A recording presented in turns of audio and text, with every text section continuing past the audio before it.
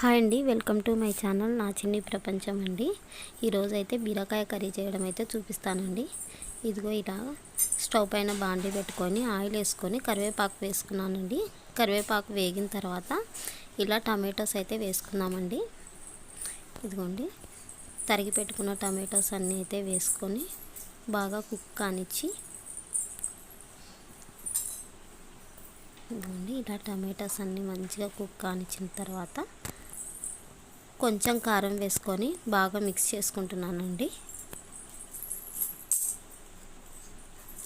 ఇదిగోండి తరిగి పెట్టుకున్న బీరకాయలు, టమాటోలు, ఆనియన్స్ అన్నీ అయితే వేసేసి ఇలా అయితే మిక్స్ చేస్తున్నానండి. బాగా మిక్స్ చేసుకున్న తర్వాత ఇందులో అయితే వాటర్ అయితే వేసుకోవద్దండి. బీరకాయలోనే వాటర్ ఉంటుందన్నమాట.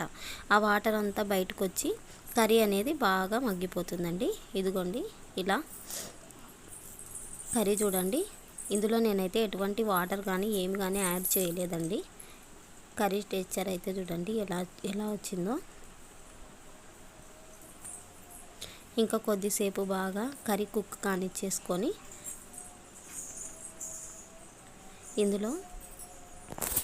ఇందులోకైతే దంచి పెట్టుకున్న వెల్లుల్లి, కొబ్బరి అయితే యాడ్ చేసుకుంటున్నానండి. యాడ్ చేసుకున్న తర్వాత బాగా అంతా మిక్స్ చేసుకొని ఇంకో కొద్దిసేపు కుక్ చేసుకొనిద్దాము.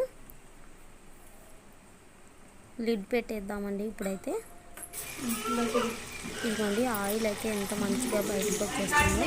ఈ టైంలో పైన కొంచెం కొత్తిమీర చల్లుకొని బాగా మిక్స్ చేసేసుకొని స్టవ్ కట్టేసుకోవడమేనండి.